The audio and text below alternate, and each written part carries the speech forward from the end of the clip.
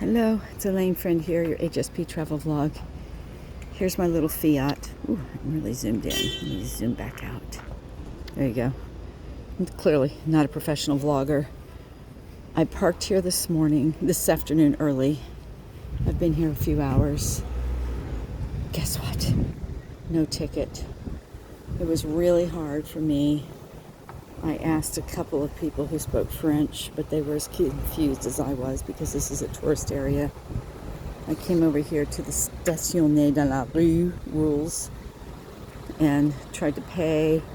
Finally, I saw a couple cops or somebody like that walking by, and I went up and asked them if they spoke English, and the guy said pas du tout, which means not at all. So I asked him French. Is parking free here? He said yes. I asked again. He said yes. So here we are. I parked for free. I communicated. It's a small victory. I'll take it.